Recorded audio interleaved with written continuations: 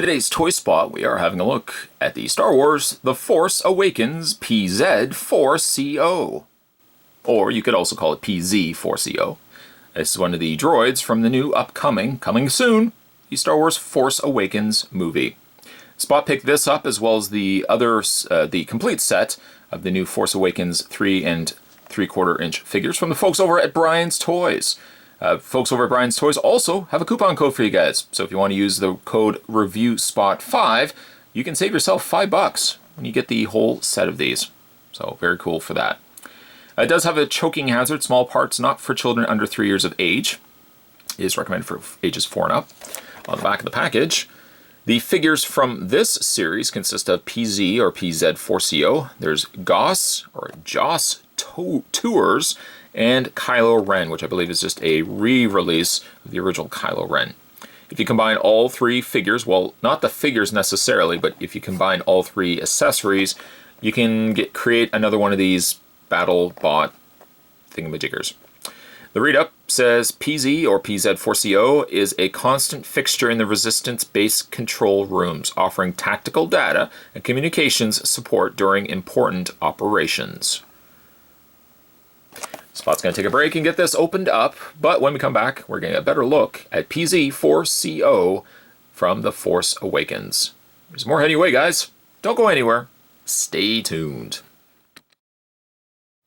The first thing we will have a look at with PZ-4C0 is the little insert that came with the Android. And it shows you how to put together the three pieces to get some sort of walker.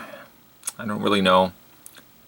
But this is basically what it will look like. And I'll show you what it looks like when we finished putting it together. On the back, it shows how it to be attached to PZ-4C0. Which almost, for a second when you look at it, you assume, if anything, it's going to be attached to its arms. But no, according to this, it's attached to its legs. So I'm going to put that to the side. And let's actually see if we can try this. These will again snap onto the legs. I guess just looking like it's given it some sort of rocket packs. It seems a little weird. I'm not going to lie, it seems just a little weird that you're attaching it to the bottom of the legs, but I suppose in some sense maybe it's some jet-propelled ankle rockets. I don't know. It would have made more sense, to be honest, if it could attach to its arms somehow.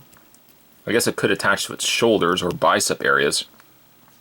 But I think either way, something like this looks a little more on the ridiculous side. To be honest, just don't really understand why they spent money to create these and just not simply give us a PZ-4C0 as an articulated figure. Because it does have articulation, although truthfully it doesn't have a lot.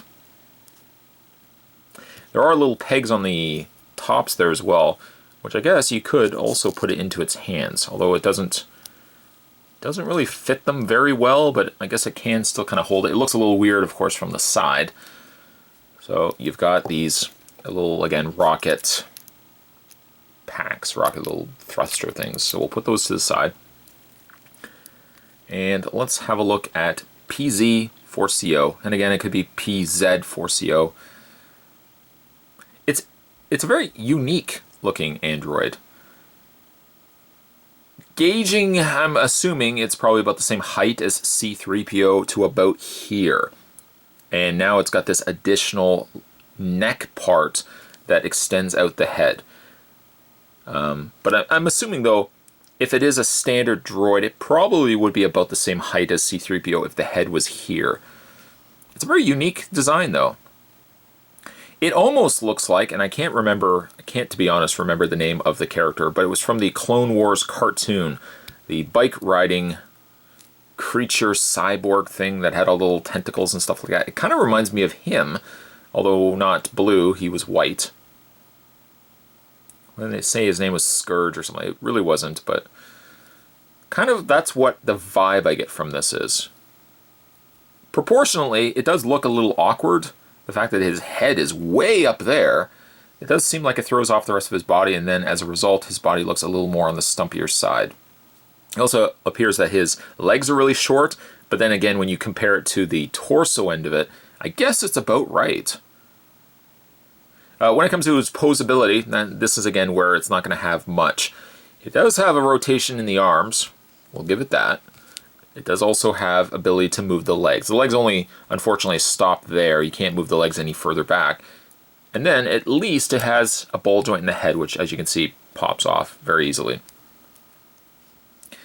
Again, my question would be, not necessarily, I suppose that right now I'm just talking to the universe or myself, but the question would be, like, why Hasbro would give us all these little extra things?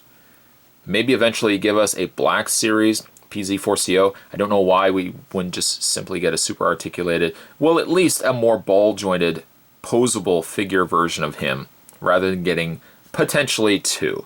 Maybe he's not going to be the likes of a Captain Phasma or Kylo Ren or someone of notable stature that he may be worthy of a more posable version, but I just don't understand why we couldn't have got a posable version of PZ-4C0 in the first place. Pretty cool looking figure, very interesting and very unique.